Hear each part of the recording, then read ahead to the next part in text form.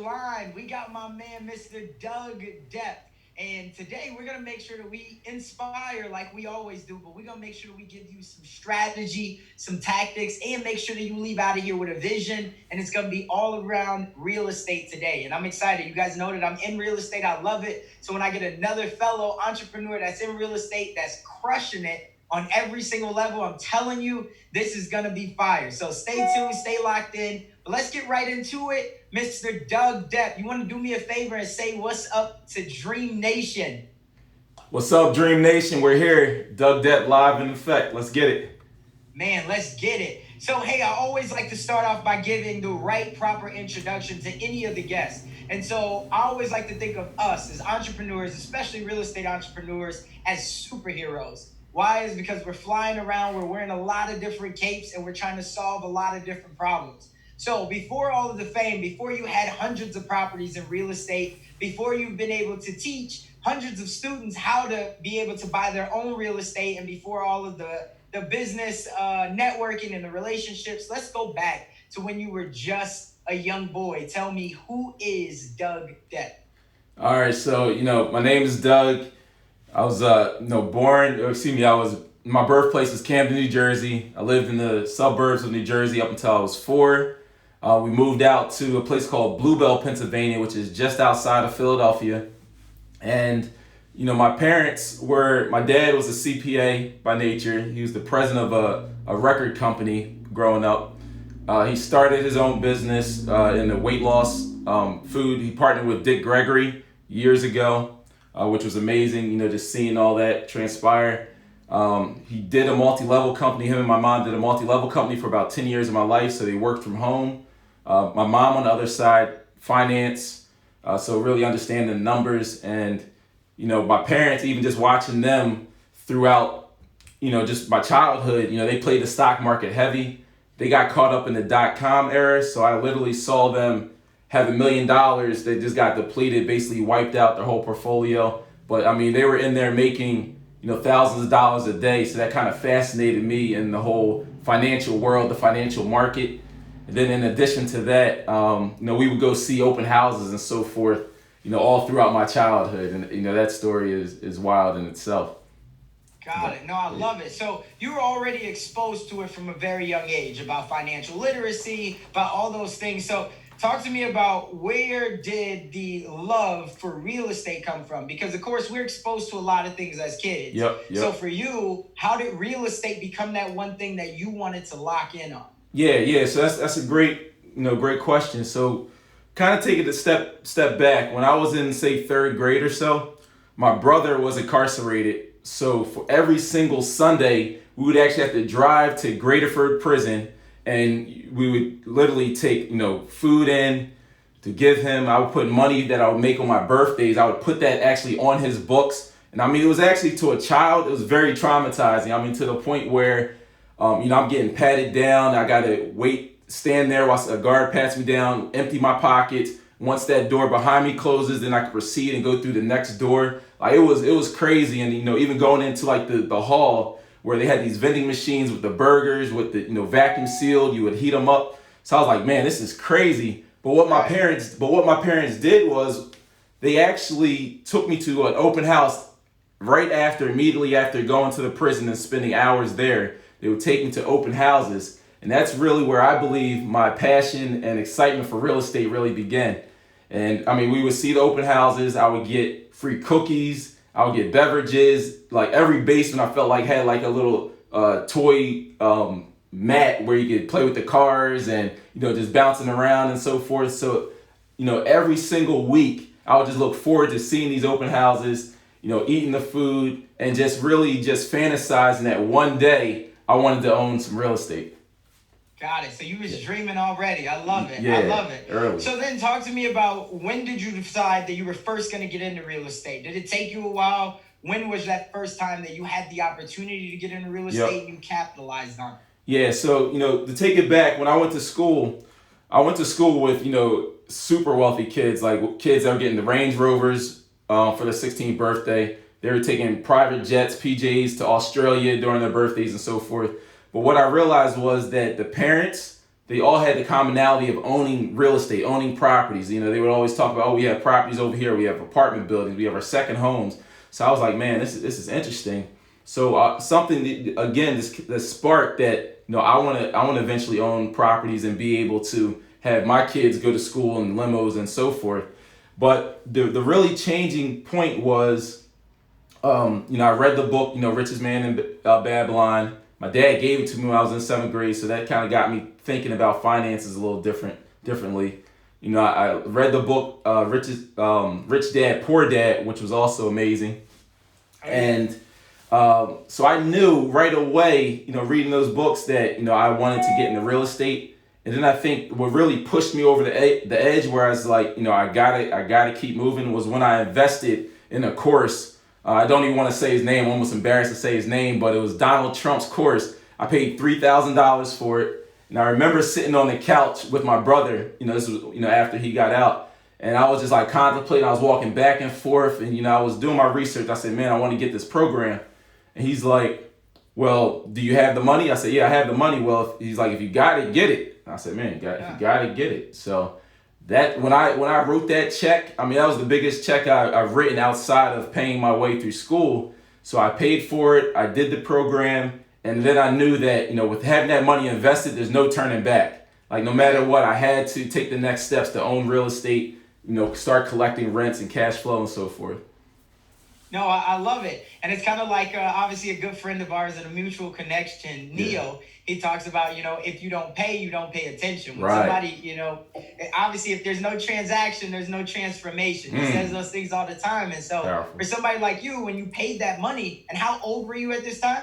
I mean, at this time, I was right in college, about 20 years old.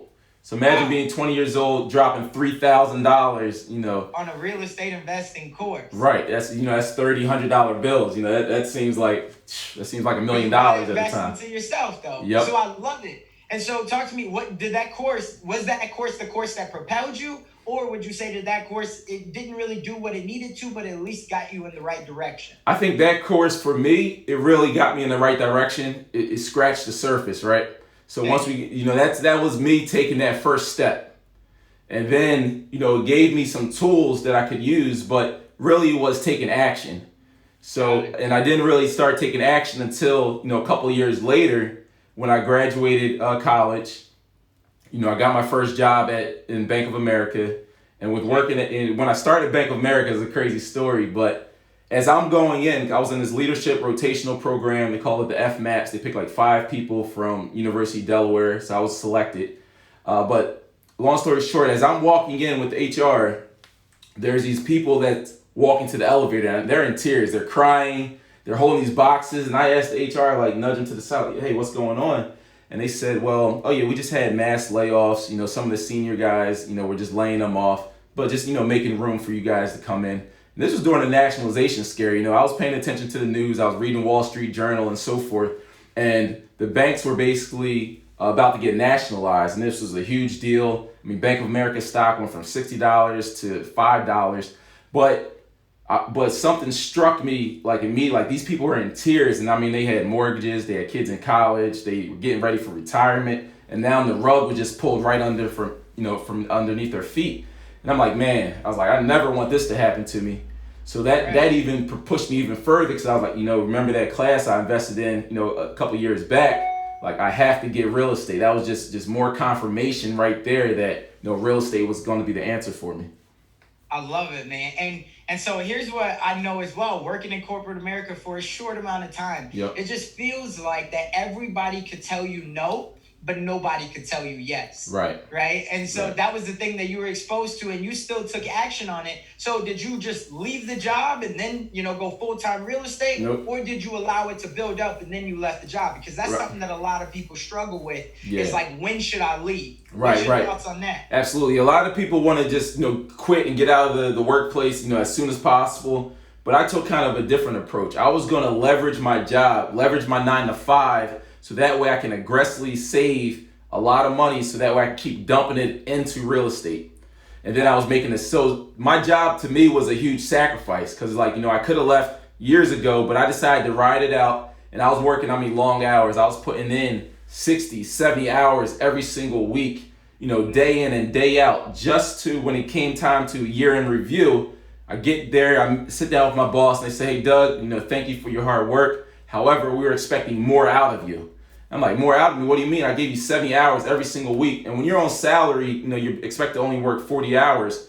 And then for them to say that there's no bonus dollars for you just because you're a meets, that's like devastating. But but year after year after year, I was hearing the same thing over and over again. So in my free time, while I was at work, in my lunch breaks, I'm looking at real estate and I'm making transactions. I'm buying up properties and I'm collecting the cash flow. So that actually helped me to stay down. That helped me just to stay focused. So like no matter what was going on at Bank of America at the job with the managers saying this and that, I knew that I had a plan. So at the end of the day, I knew that I was going to get the last laugh. But I was just a humble guy, just staying focused, not really telling too many people what I was doing. But I would still, let them know that, hey, this is just temporary. I got it. I love that. Yeah. So a lot of people, they want to know how they can get into real estate, right? That's the big thing, because we know that real estate is tried and true, right? It's the thing that's created the most millionaires. For somebody that comes to you and they say, Doug, you know what? I'm looking to get into real estate. I want to get my next property or my first property in the next 30 days. What's the first thing that you're always telling them that they got to do? I think first they really have to look at their finances, right? Because so often people just want to go ahead and do investments and such, but they really have to look at their financial picture, and they have to trim the fat. What I mean by trim the fat is looking at their expenses. Where is your money going? Is there any way to save or to eliminate certain things? Like for instance, some people I know pay $60 a haircut. I pay $8 a haircut. So right there is a small transaction that you could trim a lot of money. So imagine saving $40 per haircut. Most people get 2 every month. So that's $80 in a month. And then you times that by 12. So that's additional savings there. What if you cut the cable bill? And also, is there any ways where you can earn additional funds?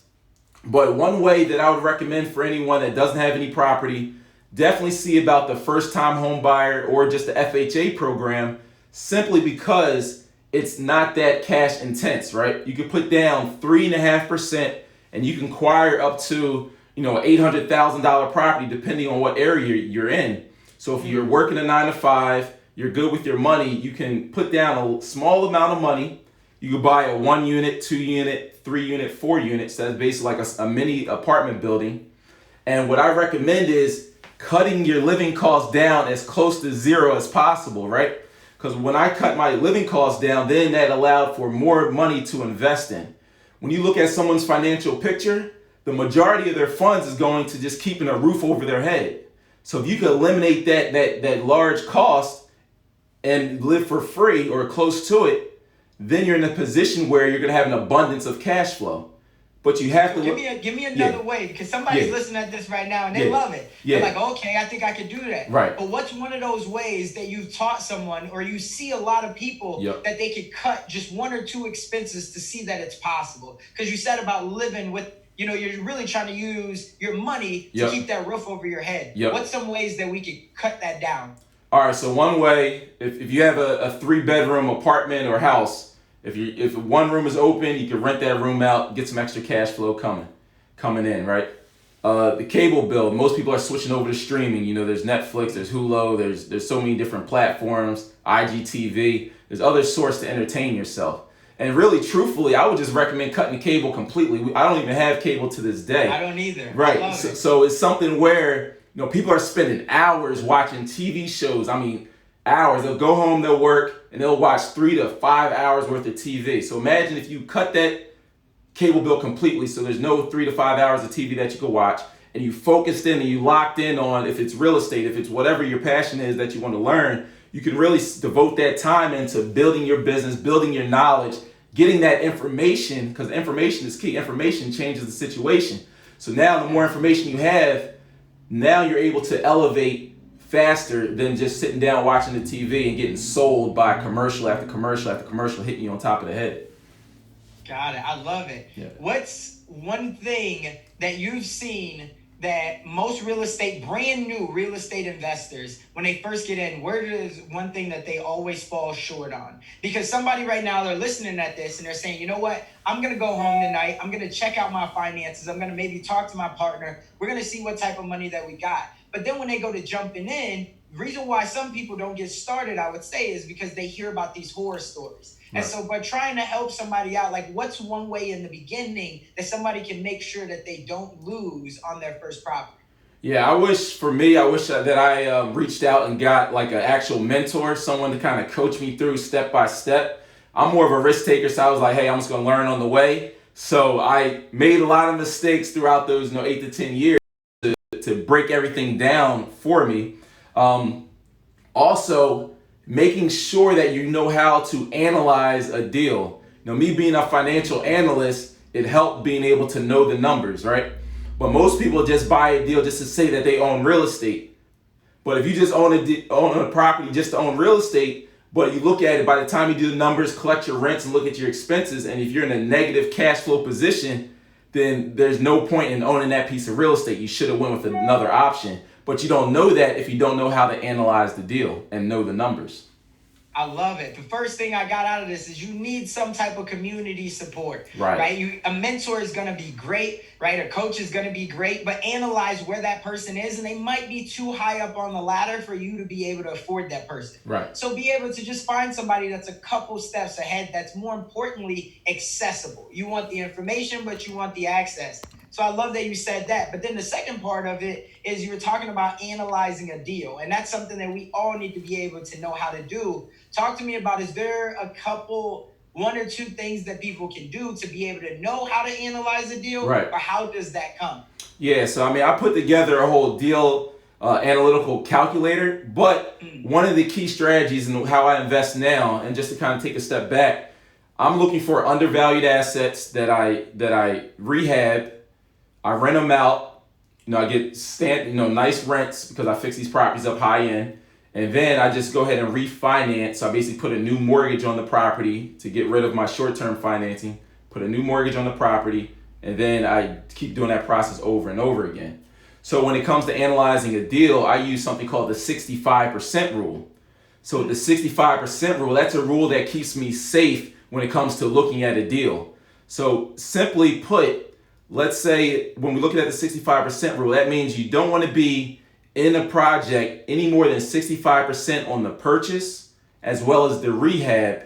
So what that means is, let's say if we have a property that's valued at $100,000, for the purchase and rehab should not exceed any more than 65% of that. So that's $65,000. So I have to be within $65,000 on the purchase and rehab. And when I stay within that rule, what that allows me to do is that allows me to get into the project and get funding. But also on the back end is once I have it rented and stabilized, now I'm able to do what we call a cash out refi at 75%. So you notice there's that 10% gap. That's going to allow me to get all of my initial cash back, right in my pocket, which then I can use that cash to do that whole process again. And so every time I do that process, I'm spitting out $700 a month of cash flow, $1,000 a month in cash flow. But I'm using that same capital and just washing it over and over again and accumulating more and more bricks. So that's the name of the game. But it all starts with analyzing that deal and knowing where the values come in at. And that's what I perfect. I love it. I love that. So talk to me, for a lot of people, they're hearing it and they say, okay, I do want to get property. I want to be able to learn how to analyze a deal. But where do I find these deals? What do you always tell your people? Is there one or two places that you think is a go-to place to be able to find a good deal? Yeah. I mean, these deals are everywhere. They're right outside. Like, you can walk your neighborhood and you can find houses that are dilapidated, falling apart, find out who owns them, get in contact with them, and start doing that transaction. That's one way. But right on the MLS, and that's the multiple listing service, where you can go on Zillow.com, Redfin.com, you network with different realtors, people selling deals. There's something called wholesalers, which you can go, and get wholesalers, people that their whole job is just finding deals, locking up a contract, and then they look to sell you that contract, and then they make whatever in the middle. So you want to network with all these wholesalers, and you just constantly want to get on as many mailing lists as possible, and just have people flowing you deal after deal after deal. Because I have if you look at my email box, I'm getting like 40 to 50 deals, if not more, every single day, and I'm looking at these deals every single day. I'm getting up at 3:30 in the morning just to look at these deals before I go work out. So you got to keep that consistency and persistency just over and over and over again if you want to have longevity in this game, if you want to improve in this game. And you just have to have the attitude that you want to get better, and you have to have that why, right? My why was to get out of corporate America, but now I was out of corporate America, but now there's no point in me doing what I want to do, building my future, and my wife's still checking in with the man every single day, 3 times a day, because she's a nurse on her feet for 12 hours. So then it's like, man, my goal has to be bigger than me. I have to get my wife out of there too. So now she's able to work on the business with us. She's out, and now I'm working on the future, getting my kids situated, which I don't even have yet. But it's just, you have to keep that why, you have to keep that hunger, so you can keep going, keep adding properties each and every day. And all it's going to do is provide that freedom and mobility. So that's really what I'm excited about, just having more freedom, more mobility, and changing the neighborhoods, right? I mean, we're going into these dilapidated houses. We're making them pristine, immaculate. We're putting families in. And I mean, these families are getting the keys and they're ecstatic. They want to stay forever. So it's just a win-win all the way around. I love that. Absolutely. Real estate changes everything, and it's so beautiful for the economy. Talk to me about, was there ever one property that was an aha moment for you that you was like, yo, I'm never getting out of real estate again? And if so, talk to me about what that deal looked like. Oh, man. So I'm going to tell you the real deal that basically changed my life forever, right? Yeah. So early on, when I bought my first collection of properties, I was putting 20% down, and I was collecting a nice return. On that 20% down, I was receiving a return on my money anywhere between 55 to 85% return, which I thought was fantastic. So but the only problem was, while working at the job, if you buy something for $100,000, you got to put 20% down. That's $20,000, boom, out the door. So I was only limiting myself to 2 or 3 deals a year, because I'm spending $60,000 on a year on just buying investment properties. But the one property that changed my mind was when I said, you know what, I came to Philadelphia and I said, I want to buy one of these shells that people, I keep hearing so much about shells. I want to buy a shell. I want to fix it up. And what is a shell for people that don't know and right. It's not from Philadelphia? So people that don't know, basically a shell is a house that is basically just, you got the brick walls and that's it. Or something you have to completely rip everything in the inside out and put it back together. So that's a shell. So I went against my grain. I paid $25,000 for a shell, and this is just straight cash.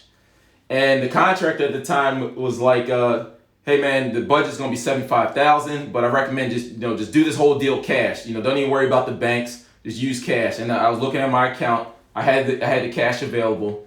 So I went in, bought the house cash. We got title insurance, of course, but then I was paying for the construction to get done. And I mean, these guys came and they blitzed through the rehab, they blitzed through the demo. So that's when they took all the plaster off the walls. They took all the interior walls out the property, basically a full gut is what we call it. And I mean, this house was terrible. The roof was caving in. The first floor was just in the basement. So it was terrible. We had to redo the whole front wall.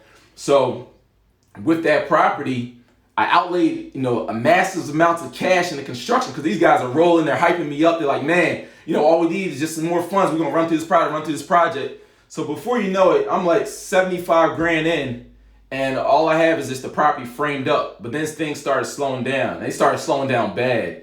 Like, I was in that project for a total of 2 years, and I was hearing all type of excuses. I mean, it was so-and-so's birthday. It was the Pope was in town. It was Big Tank weekend. I'm like, who the heck is Big Tank? And what does he have to do with my project?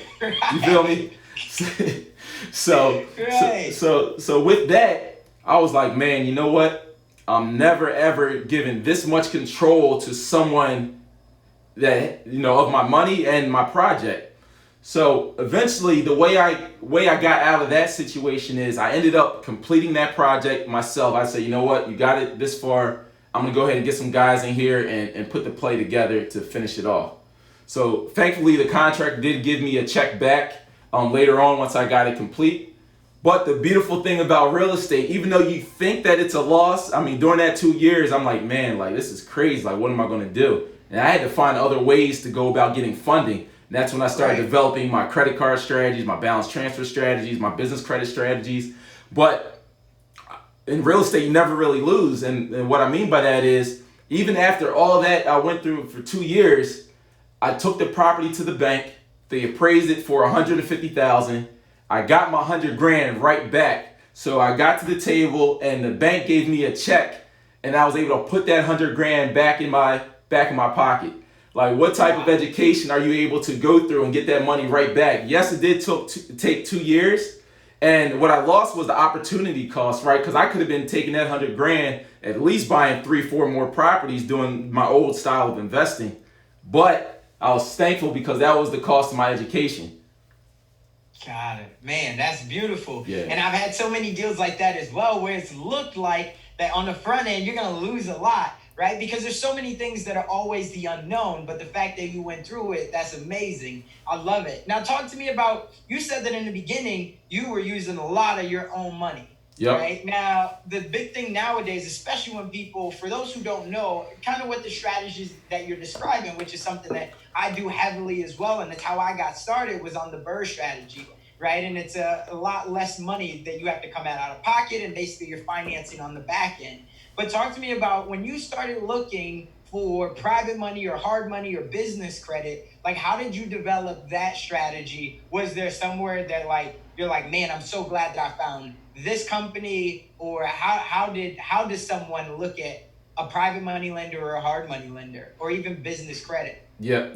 Nah, very good, very good. So I've always been a big component of credit cards and having access to capital even when I didn't need it. So I was just spending, I would just have fun on the weekends, like, man, that's how much a nugget right there. Yeah. Having access to the capital even when you don't need it, because especially like the time that we're going through right now, where it looks like everything's being shut down, do you have access to the capital if you need it? So I just hope that people take heed of that. It's major. It's major. So think of $100,000 just tied up over here. So I had to, luckily I was able to build up these credit cards and so forth. So I'm sitting on the couch one day and I get this balance transfer check, right in my mail. For those that don't know what a balance transfer check is, this is a blank check that's coming from your credit card company. And the intention of having a balance transfer is, let's say we got Chase, we got Bank of America. And Bank of America wants to win Chase's customers, want to pull them over to Bank of America and put their loans with Bank of America because they're going to get interest, right? So one way that they do this is they'll send the Chase customers these balance transfers, say, hey, transfer your balance at 0% interest for 18 months, right? So what they expect you to do is you write the check out, you put the money in your account, and then you go ahead and pay off your Chase card. So now you have no interest for those 18 months, but then after the 18 months hits, now you're paying those 14%, 20%, 25% of interest to Bank of America. So now Chase lost that customer, lost that balance, but that's what a balance transfer is. And I worked in the banking industry, so I know this stuff. Like I was in the credit card division.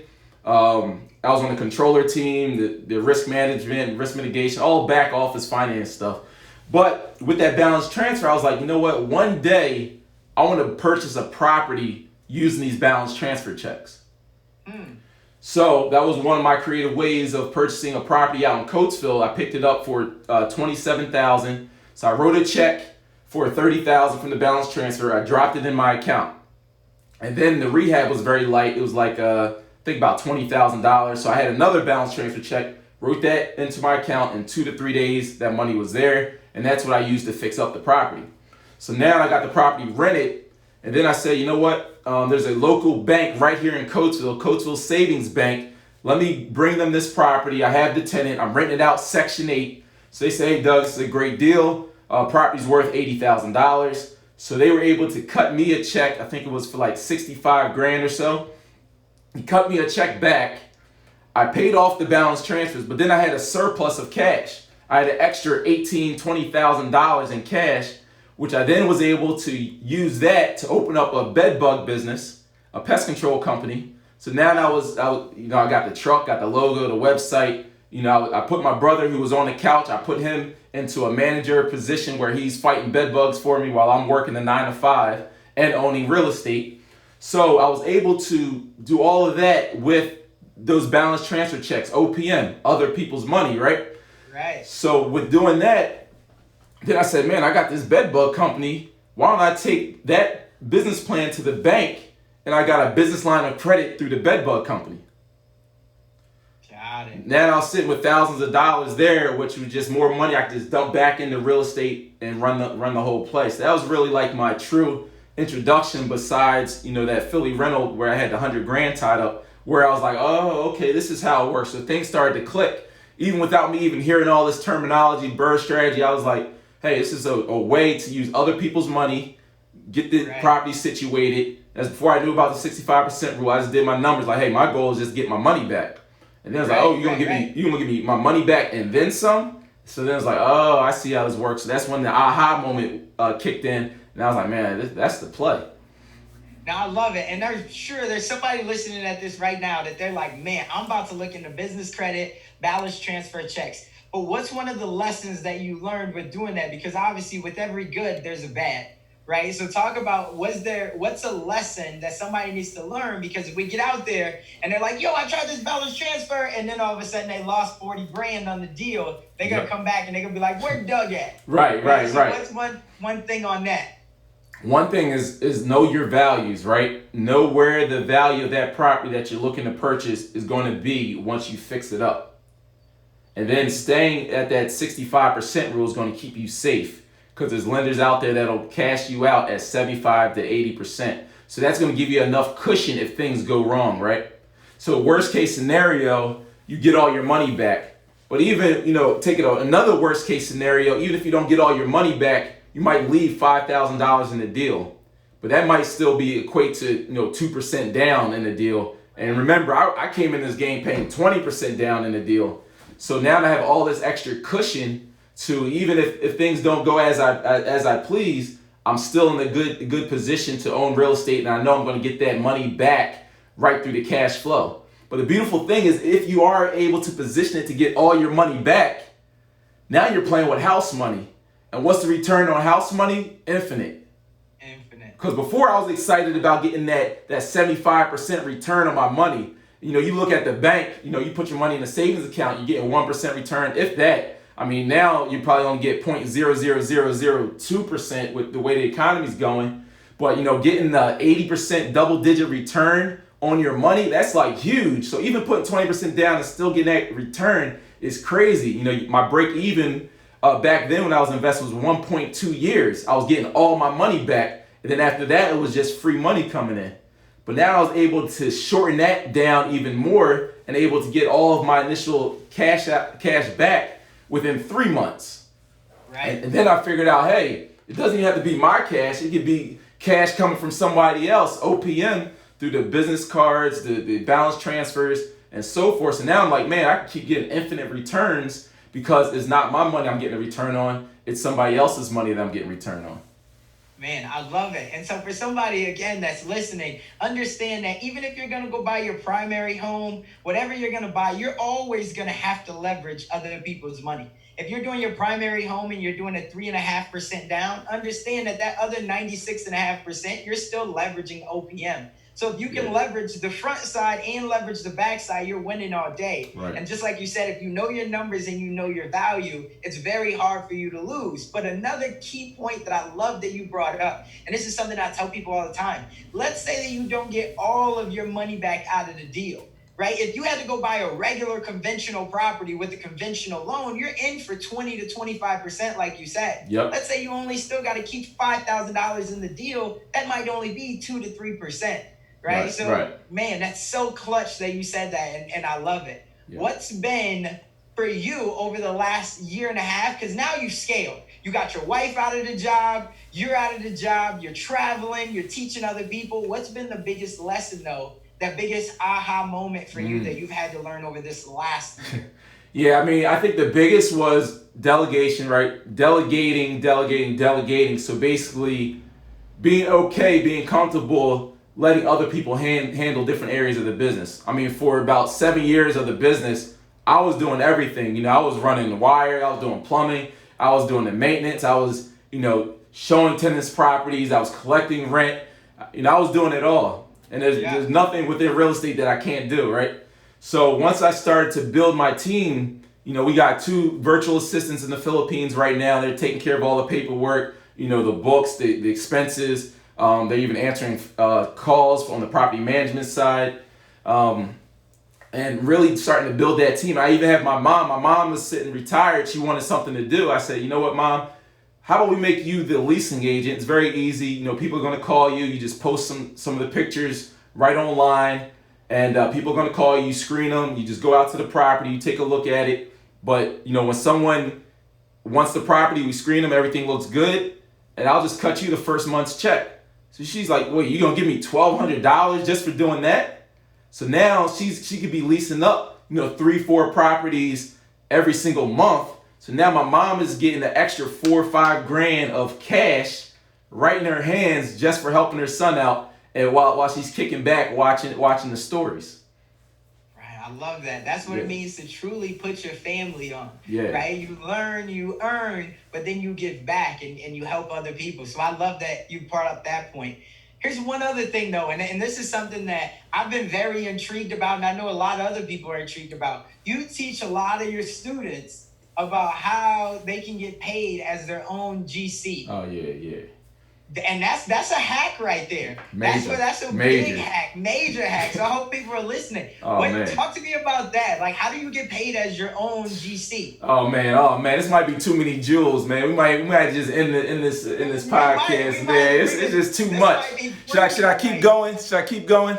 All right, so real quick, taking you back to that story where I had the $100 grand tied up for 2 years, and I said a conscious decision like, yo, I'm never going to have another person be in control of my project again. So that forced me, just seeing that whole process of putting that house back together. I was like, man, this is nothing I can't do. These GCs and these people are no smarter than I am. So I started figuring out a way how to put my own projects together. Then in addition to putting my own projects together, when I went to the lender, I was like, I'm going to be the GC on this project. I got my license, I got all the insurances, I got all the waivers signed and so forth. So you went and got your GC license. You didn't just throw it in there. No, I got my license, and it's an easy thing to do. So I grabbed the GC license. And then when I did a project, I was like, they're like, you can charge a true cost, but I'm like, why would I charge a true cost when I could charge exactly what a GC would charge, but I'll be able to make that margin because now I'm not working for free. Or we're not just putting these houses together, running around. I could be focusing on something else and hire a GC for all that. But now, there's somebody out there that's wondering, what does true cost mean? What's true cost? Yeah, so true cost is the true cost for labor and materials. So the actual cost for those things. And then what a GC does is they mark it up. And the markup is, let's say, for instance, you have this pen for $1.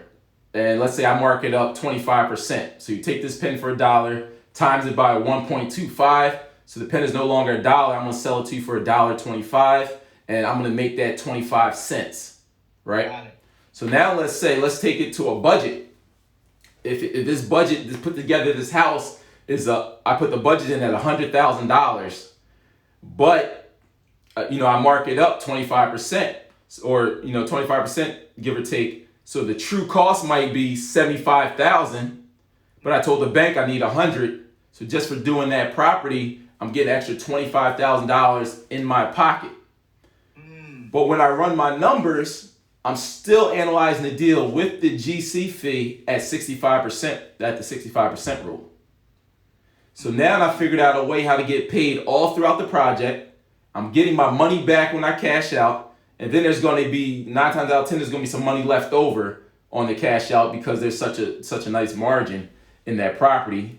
And I'm always looking at the cash flow too. We're not doing all this with no cash flow. Again, we got to make sure we have cash flow with, a debt coverage ratio of over, 1.25 is what the banks want to see.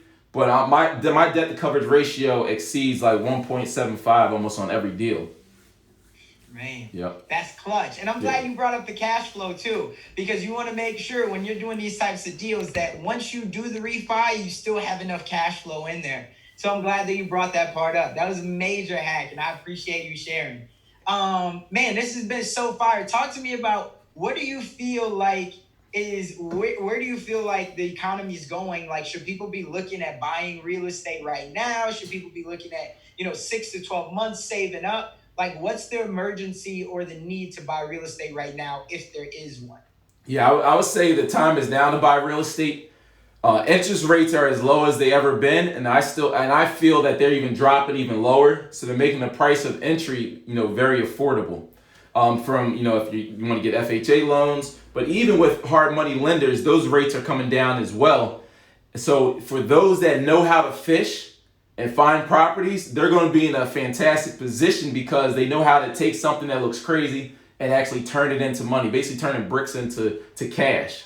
So knowing that skill and having that skill, you're going to be unstoppable. And what I like about my strategy is I'm not going after these $4,000 a month rents, $5,000 a month rents. I'm going after that nice affordable rent range of $1,000 to $1,500 a month. And the way I'm fixing up these properties, even in a down market, those people paying that $2,000, $3,000 in rents, they're going to gravitate toward the properties that I'm putting on the market simply because they're a great price point, and there's not going to be that much supply at that price point. So now there's going to be a higher demand for my style of properties in the neighborhoods that they're in. So my rents actually might go up in the situation of a downturn.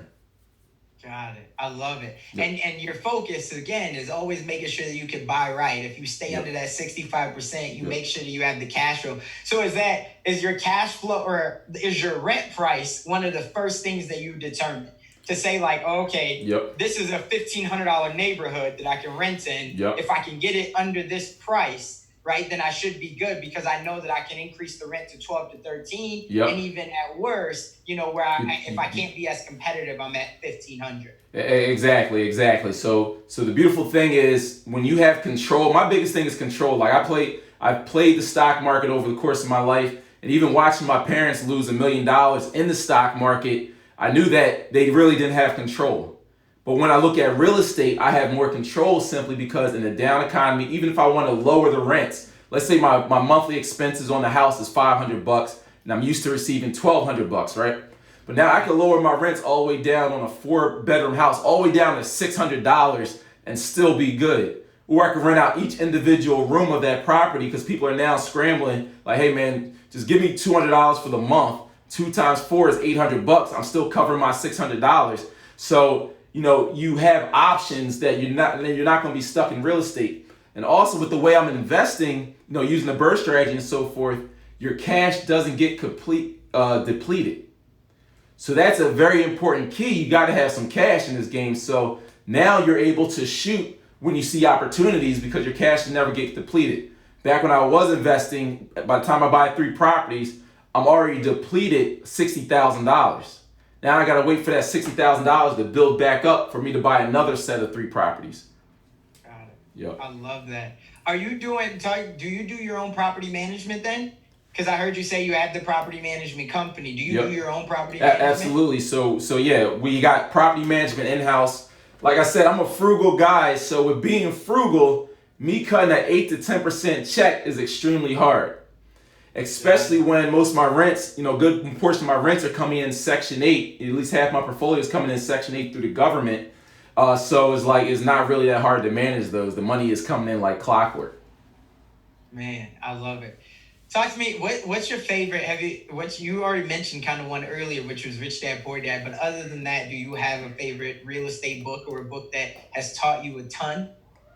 Yeah, I mean, it's hard to grasp exactly which book per se.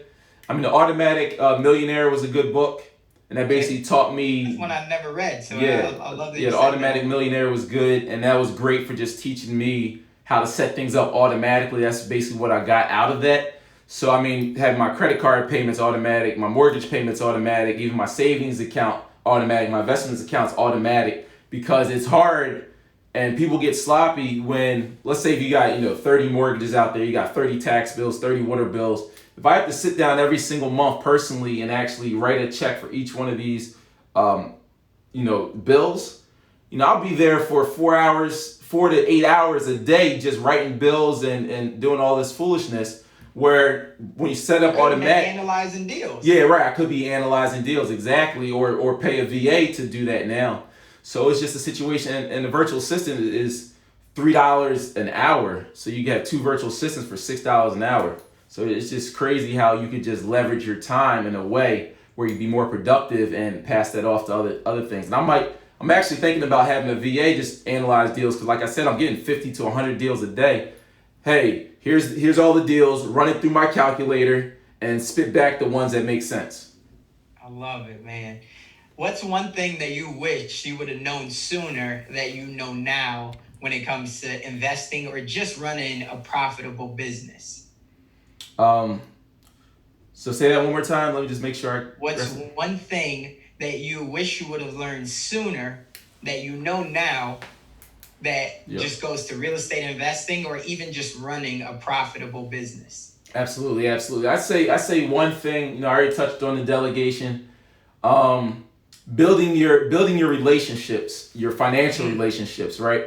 Okay. So you have to be able to pick up the phone and say, hey, John, I have a deal. It needs to get funded. We're going to close I got to close in a week and a half. Like, for instance, I bought 2 deals back to back. It was an apartment building and one of the properties that I fixed up and my parents lived in.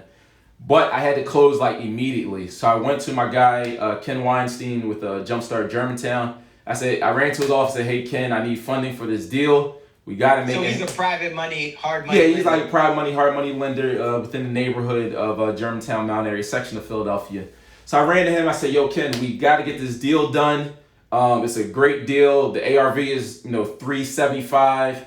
The purchase price is $125. I can get the deal done for $60,000 of construction, but we got to pull the trigger. He's all right, send me all the numbers. And long story short, we were able to close that deal in a week and a half. But having those relationships is very important, especially in this business. I mean, it's a relationship business at the end of the day. You have to be somebody that's likable. You have to be able to communicate with people. You have to be able to negotiate with people. So negotiations is amazing, how much money you can save simply by saying, hey, is that your best price? I need to get that number down. There's going to be a lot of repeat business. And you have to share with people that work for you the dream, right? It's not just one house. So you're not going to get rich off of me with this one house. You're going to get rich off of me by doing multiple deals, multiple properties. Like, I'm going to keep you busy. I'm going to keep your guys busy. I'm going to keep food on your table in a way. So you just got to sell that vision. And now you're able to get people to work for you and move for you in different kind of ways that are going to be advantageous for you as well as them. So it's a win-win situation. Man, there it is right there. That's what I was hoping to get into, is the relationships part. Yeah. Everybody who knows me knows that I'm all about it. And that's how Doug and I was able to get on this call together, is because of a mutual relationship. And man, I just hope that people take action off of this. Now, Doug, there's somebody out there that's listening at this, that they're inspired. They're ready to go out there, learn some more about real estate, get their first property under contract or get their next profitable deal under contract. But they got that little voice in their head. And that little voice in their head says that they're not strong enough, they're not smart enough, maybe they don't have enough resources. What's one thing that you tell that person to get them to just take action? Hey, you got to take action, and it really comes down to confidence, right? So lack of confidence is what's keeping a lot of people back. And what I notice is the more knowledge you have, the more confidence you have. Because a lot of things, it's fear that's the little voice like, hey, you don't know enough, you can't do it. But as you start to, one thing is as you start to get small wins, right? And a small win is simply going into the store and asking for a discount and they're saying yes. Going in and waking up this morning is a small win, right? But it's a huge win. But as you start to calculate and look at all the different wins that hit your life, every single minute, now you start to build up your confidence like, hey, I can do it. And then also you have to look at like, where'd you come from? You're here at this point right now, and you probably had some trials and tribulations through that time, and you're alive, right? You're here today, you're breathing. So what I recommend is, obtaining the knowledge, But knowledge is just not enough. You have to put the action behind the knowledge, and you have to have confidence in yourself that no matter what happens, you're smart enough to figure it out. And I had that confidence in myself, and I took those steps, and I just keep taking those steps. Even though they were hard, I was tired, they hurt, but I kept moving forward no matter what. And I think that's what propelled me to where I am today, by just continuing to move forward. I got the knowledge, I obtained the knowledge, and I was willing to not give up. So if you give up, you're done. If you stop learning, you're done. If you stop changing, you're done. Got it, man. There it is. I hope somebody takes heed to that advice. This has been amazing, my brother. You've dropped so many jewels, and I can't wait to hear the feedback. Last thing, for anybody who wants to stay in touch with you, where can they find you at? They can go to Doug Dept on Instagram, DougDepte. And also, if you are an investor looking for, say, funding, we do have access to funding, where my wife Larissa actually manages that department. So there's a couple different things we got going on here. But you can go right to loans@acquisitions.capital. Acquisitions.capital. Got it. So loans at acquisitions.capital. Yep. We'll drop that in the show notes as well. So you'll be able to click on the link in the show notes. Yep. But yeah, man, it's been a phenomenal time. I appreciate you, my brother. I can't wait to have you back on so you can drop some more jewels. I'm sure that we'll be able to do something in person as well. Real estate is the key to generational wealth. I'm glad to see you're building. I'm glad to see you're teaching other people how to build it. And man, we just appreciate you coming on and dropping all these jewels. Absolutely. Absolutely. Thanks for having me. I appreciate you. No doubt, my man. We'll talk soon. All right. You got it. All right, bro. 1 second. Let me save this live. Did you log off? Looks like your video went out.